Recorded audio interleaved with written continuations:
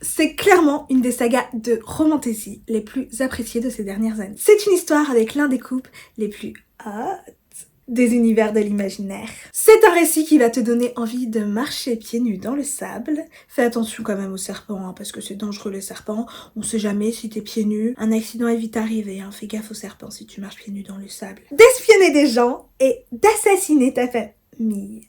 Faut pas faire ça, hein, petit enfant, faut pas faire ça, c'est pas bien. On va revenir sur les origines de cette œuvre et tenter de comprendre pourquoi elle a plu à tant de personnes, tout en donnant mon avis complètement subjectif sur chacun des tomes de cette duologie. J'ai fini la saga du Pont des Tempêtes, et viens, on en parle. Je sais que tu vas me dire, alors je te ferai dire qu'il n'y a pas uniquement 2 livres dans cette saga. Alors oui, Jean-François Cascouille, tu as raison. Mais pour moi, on est plus sur un truc où il y a plusieurs duologies différentes dans un même univers, où je considère chacune de ces duologies comme une saga finie. Voilà, j'ai décidé. Et de toute façon, comme il y a des grosses chances que je ne lise pas les autres duologies dans le même univers, eh ben t'aurais jamais eu cette vidéo si jamais j'avais considéré que c'était une saga à part entière. Donc réjouis-toi un petit peu, on est heureux. Salut toi! Imagine, tu t'appelles Lara et tu es l'une des 12 filles du roi de Myridrina. Et ton papounet, en plus d'avoir trempé son biscuit un petit peu partout pour avoir autant de filles, parce que vous n'avez pas toutes la même maman, vous a complètement coupé du monde en vous envoyant dans un désert, loin de la populace, pour faire de vous de parfaites petites espionnes, des manipulatrices, des séductrices, des empoisonneuses, des tueuses. Un papounet qui vous veut du bien en vous inculquant de très bonnes valeurs. Mais ne t'inquiète pas, il le fait avec bienveillance. Pas du tout en vous faisant coacher par un mec qui a un goût prononcé pour la torture et dont je ne veux absolument pas savoir ce qu'il fait de ses samedis soirs. Et pourquoi faire tout ça, me diras-tu? Eh bien vois-tu, Papounet veut marier l'une d'entre vous au roi d'Itikana, dans le but d'infiltrer le pont des tempêtes qui permet des échanges commerciaux importants, et Papounet, il aime la thune. Et s'il s'empare de ce pont, à lui, la tunasse, la moulaga, les sous-sous dans la popoche. Et Papounet, il aime ça. Donc, comme tu l'auras compris, un mariage qui va naître sous de très bonnes bases. Mais pourquoi Papounet pense que son plan est infaillible? Eh bien vois-tu, petit enfant, Papounet est un fucking misogyne. Effectivement, Papounet se dit, je vais envoyer une de mes filles, personne soupçonnera, absolument personne ne soupçonnera qu'une bonne femme soit bonne à autre chose qu'à faire le ménage, la cuisine, les pipes. Non, personne soupçonnera ça, c'est un plan parfait parce que jamais de la vie ils pourront savoir qu'elles savent se battre ou même réfléchir. Mon plan, il est parfait. Sauf que le roi Arène, il est bien gentil, mais il va pas se marier avec 12 femmes. Enfin, ça fait un petit peu beaucoup, il saura jamais où donner de la tête. Du coup, Papounet, il faut qu'il choisisse une seule de ses filles pour envoyer pour cette mission. Alors pourquoi avoir formé les 12 ? On ne sait pas, mais en tout cas, ils doivent en choisir une. Et toi, tu as décidé que c'était toi qui devais te marier avec le roi. Pas avec ton père, hein, bien évidemment, on n'est pas dans Podane ici, hein, mais bien avec le roi d'Itikana, du coup, à Rennes. Donc tu vas tout faire pour être la fille choisie, et pour ça, tu ne vas pas hésiter une seule seconde à empoisonner tes sœurs. Papounet, t'as bien éduqué, toi, dis donc, hein. Tu arrives donc dans le royaume de ton nouvel époux, et tu l'aperçois tout en muscles. Et tu as chaud. Tout le monde a chaud dans cette histoire, hein, les gens ont chaud tout le temps. Mais après tout, c'est un univers aride, alors du coup, ça doit être pour ça. Vous vous mariez et tu vas apprendre à découvrir ton nouveau royaume pour aller les voler les infos pour ton papounet. Le vol, c'est pas bien. Attention, hein. Pas voler. Eh bien, cette histoire est le point de départ de la saga du Pont des Tempêtes, écrit par Daniel L. Jansen et aux éditions Brajlon. On va revenir sur l'œuvre, on spoil, ne t'inquiète pas. Comme tu l'auras compris, on va parler de complot, de trahison, d'assassinat, de serpents, de poison et de mariage arrangé. C'est une romantasy, hein, comme j'ai dit au début de la vidéo, donc on va bien en parler, hein, de ce mariage arrangé. Daniel L. Jansen voit le jour à Calgary, au Canada. En 2003, elle obtient une licence dans la finance, ce qui n'a absolument rien à voir avec l'écriture, me dira-t-il. C'est pourquoi, en 2010, elle reprend ses études et là, elle part plutôt sur la littérature anglaise. Hi, I'm Danielle L. Johnson, and I have been asked the question, why do I write? And the reason is actually fairly selfish. I am a dreamer. Specifically, I am a daydreamer. And there are not that many jobs in this world where that particular activity is a supported behavior, shall we say. But writing does happen to be one of them.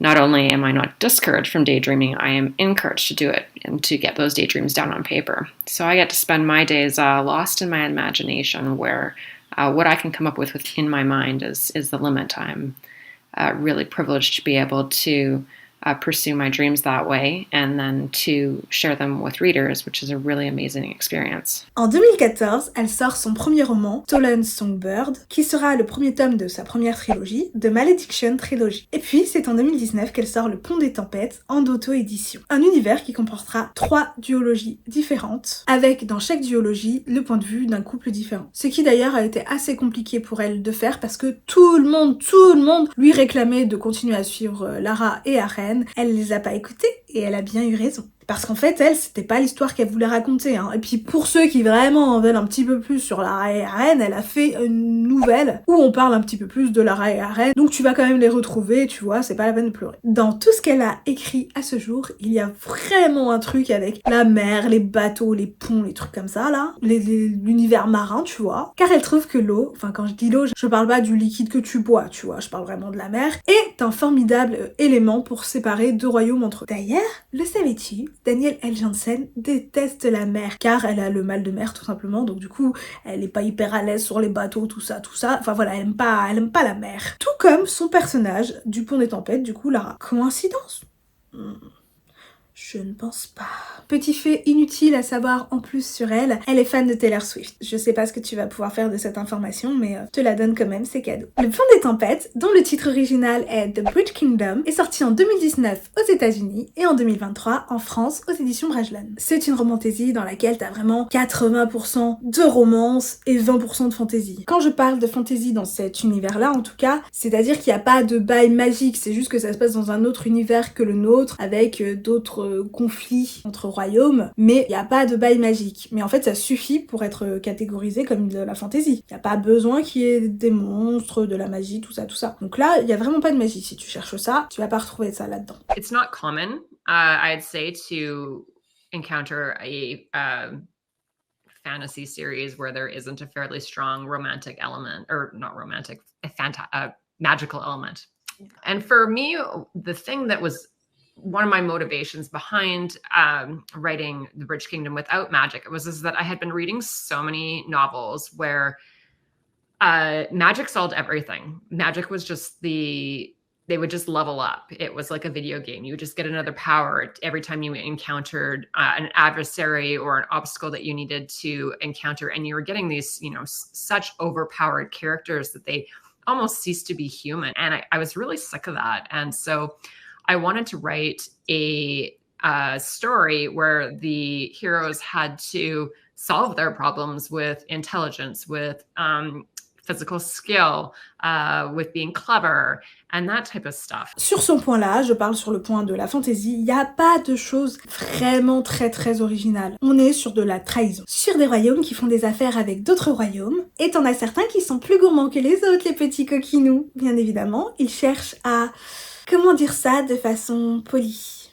À enculer les autres royaumes. Et sans leur consentement, je précise bien, parce qu'avec consentement, chacun fait bien ce qu'il veut. Pour ce qui est maintenant de la partie romance. Bon, moi et mon petit cœur de pierre, on n'a pas eu grand chose à faire, je vais pas te le cacher. Mais c'est pas une relation toxique. Et ça, on aime. C'est un enemies to lovers. Oui, je fais des guillemets parce que bon, comme souvent dans les enemies to lovers, ils sont ennemis 3 secondes et demie et puis après ils sont plus ennemis. Donc c'est pas vraiment des ennemis,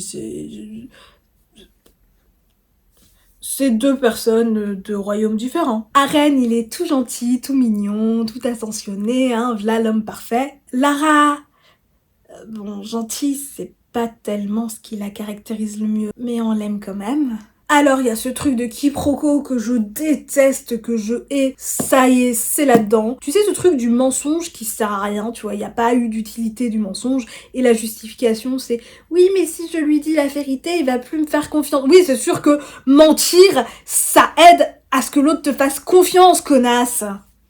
Pardon, je m'emporte, tu n'es pas une connasse, Lara, je t'aime bien. Il y a un peu de scènes de fesses, un tout petit peu, je crois qu'il n'y en a qu'une ou 2, ce qui est tout à fait raisonnable, parce que t'as des livres où v'là les scènes où ça ken, là ça va, c'est raisonnable. Au niveau maintenant de la plume, c'est pas ouf, mais c'est pas si mal. Il y a pas de fulgurance, mais ça se lit bien. On peut vraiment aller dévorer les 400 pages de ce texte, vraiment ça peut se lire très très très rapidement. J'ai adoré le tout début, c'est-à-dire que je me suis dit, ok livre, tu veux commencer comme ça, c'est ok, moi je te suis dans ton délire, il y a pas de problème, enfin voilà, j'étais très très très intéressée, et je trouve ça hyper dommage que du coup, ce truc-là n'a pas été tenu, on va dire, jusqu'à la fin. Le début était cool, et puis en fait... Et à la fin, on a quand même un petit peu envie de savoir ce qui va se passer par la suite, un petit peu. En bref, un livre très sympathique, mais sans plus. La Reine Traîtresse, dont le titre original est The Traitor Queen, est sortie en 2020 aux États-Unis et en 2023 en France, toujours aux éditions Brajlon. Je vais être extrêmement rapide sur mon avis parce que j'ai pas grand chose à en dire. J'ai pas passé un mauvais moment, mais je n'ai pas passé un moment inoubliable non plus. Il y a à peu près tous les points positifs du tome 1 et tous les points négatifs aussi, si ce n'est qu'il y a un petit peu plus de fantaisie, enfin j'entends là de complot politique, tout ça, que dans le tome 1. Donc moi qui la romance, bon je m'en fiche un petit peu, j'ai peut-être un tout petit peu préféré celui-là à cause de ça. Il y a toujours les trucs de quiproquo, enfin bref, je vais pas détailler, en fait il y a vraiment les mêmes points positifs, les mêmes points négatifs que dans le tome 1. Et je t'avoue qu'en finissant ce livre-là, à la base j'avais prévu de commencer la nouvelle duologie, et c'est vrai que quand j'ai lu La Reine Traîtresse, je me suis dit, si le niveau ça va pas au-dessus de ça, non, ça m'intéresse pas. D'autant plus que d'après les retours que j'ai vus, le tome 1 de la deuxième duologie reprennent les événements de ce tome-là, juste d'un autre point de vue, et moi c'est vraiment le genre de truc qui ne m'intéresse absolument pas. J'ai pas envie que tu me racontes la même histoire, même si c'est un point de vue différent, ça m'intéresse pas. Pour conclure, en donnant un avis global sur la saga, ce que j'ai aimé, le début que je trouvais pas mal osé, ça se lit vite et facilement. Les personnages sont pas toxiques. Et c'est tout. Ce que j'ai pas aimé, le peu de fantaisie par rapport à la romance. Les quiproquos inutiles. L'univers peu original.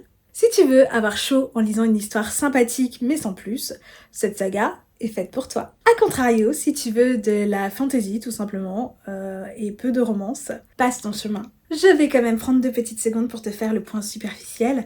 Regarde-moi ces objets livres, notamment celui-là, parce que moi je trouve plus beau celui-là, mais on va revenir sur La Reine Traîtresse après. Voilà, regarde, déjà ça brille, et j'aime quand ça brille. Il y a du jaspage, voilà. Regarde-moi ça. Est-ce que notre Lara, elle est pas toute belle, et notre arène, il est pas tout en muscles, tout hot, tout ça. Je pense qu'on est d'accord. Et en dessous, voilà, c'est très beau, une petite dague, parce que Lara est certes une empoisonneuse, mais aussi une meuf qui manie bien la dague. Je vais te montrer, bien sûr, La Reine Traîtresse aussi, parce que oui, moi j'aime moins la couverture de la jaquette, en tout cas. Mais en dessous, la petite illustration, je l'aime bien. J'aime bien aussi ce truc-là, là. Voilà, ce truc-là. Et puis, t'as une carte. C'est cool quand on a une carte. Une belle carte en couleur en dessous de la jaquette.